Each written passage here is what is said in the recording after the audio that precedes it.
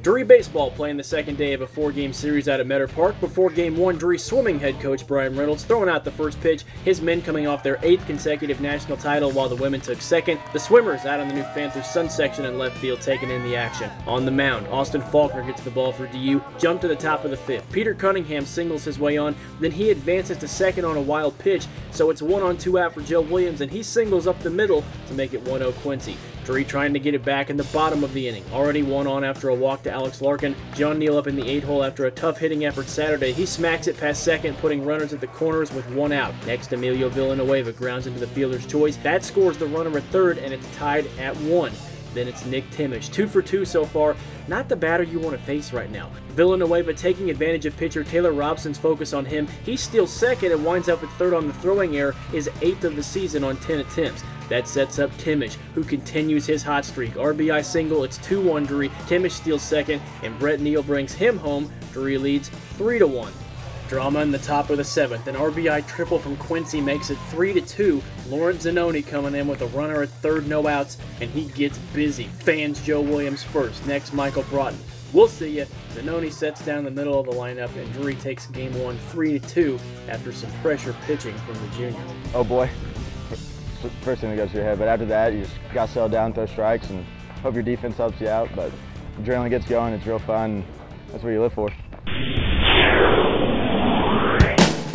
On to Game 2 of the afternoon. Drury looking to take the series 3-1. Tyler Adama gets the ball for the Panthers, and he's in a situation early. Top of the 2nd, bases loaded, 1 out. Peter Cunningham at the plate for the Hawks. He grounds into the fielder's choice, and nearly a double play, but he's safe at first. A run scores, and it's 1-zip Quincy. Bottom of the 3rd now. Alex Larkin hits it through the middle of the infield. He was 4 for 4 on the day, and his single puts runners at the corners for Drury with no outs. Then Larkin gets caught stealing second, but Quincy pitcher Tim Haley just airmails it to center. That brings home John Neal, and it's tied at 1. Villanueva strikes out but reaches on a throwing error. That brings up Nick Thimesch, who's just having himself a day. Smacks it to first, RBI single, his 12th of the season, and DU leads it 3-1 after 3. And they weren't done. Next inning, Villanueva back up with runners on the corners, a situation Drury found itself in a lot today. That's not necessarily a bad thing. His chopper scores the runner, Thimesch up in the 2 spot next, and with the way he's hitting today, this isn't even a question. That's RBI number 13 on the year. Drury goes up 5-3. He adds 2 more later. Brett Neal adds a little insurance, his 2nd RBI of the afternoon.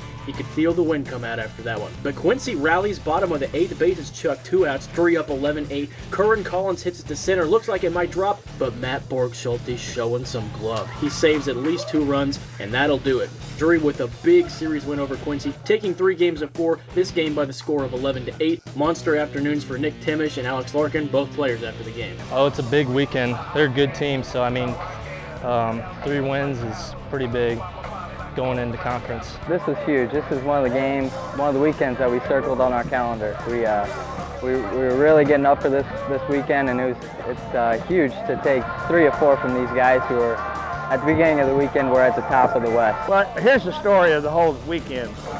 13 errors for them, none for us. We played errorless baseball, made the plays when we had to make them, pretty much advanced runners when we needed to advance them. And regional rankers will come out. This will help us. And the big thing is we need to take this momentum in against Missouri S&T. We play them Tuesday of this week.